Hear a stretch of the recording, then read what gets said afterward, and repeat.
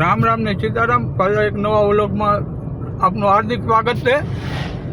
આ સામે જે પથ્થર બતાવે છે ને એ કોઈ આધાર વગરનો આમને એમ છે. 21.5 ટનનો પથ્થર છે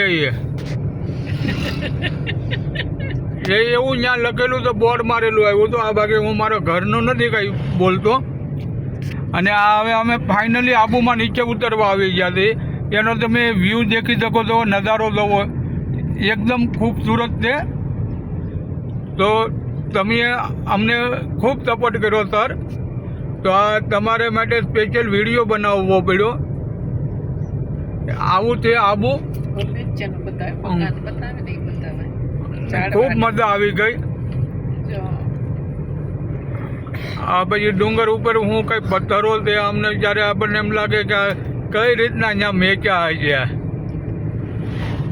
આવું તમે જોઈ શકો છો અને તમને ખૂબ મજા આવશે.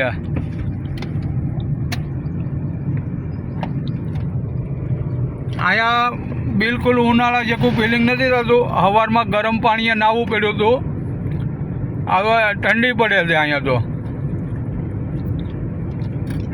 જે બધા કહેતા હતા ને કે અત્યારે રાજસ્થાનમાં ને કચ્છમાં ન દવાય, પણ મારા માનવા પ્રમાણે અત્યારે જ તે દવાય.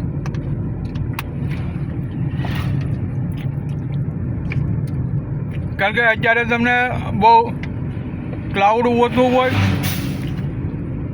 એટલે તમને રૂમ ગોતવામાં બહુ સરળતા રહે, ઇઝી રહે, ભાડા પણ ઓછા હોય. બાકી અમે જે ધોરડામાં રોકાણા હતા ને એની રૂમ તમે શાળામાં રાખો ને તો 18,000 થી 20,000 રૂપિયા ભાડું થાય. તો એની રૂમ અમને 3500માં 2 રૂમ મળી હતી. અને અહીંયા જે આબુમાં રૂમ રાખી હતી એના 5-6 હજાર રૂપિયા રૂમનું ભાડું થાય. તો એ સસ્તામાં મળી ગઈ હતી અમને, સારા લોકેશન ઉપર. અને સવારમાં અમે ચા ને થેપલા અને દહીંનો નાસ્તો કરી લીધા. છોટુભાઈ કે અમારે પૌવા ખાવા છે તો પૌવા અને કોફી ખાધી. એક લીમકાની બોટલ લીધી હતી, એ પણ અમે પી ગયા.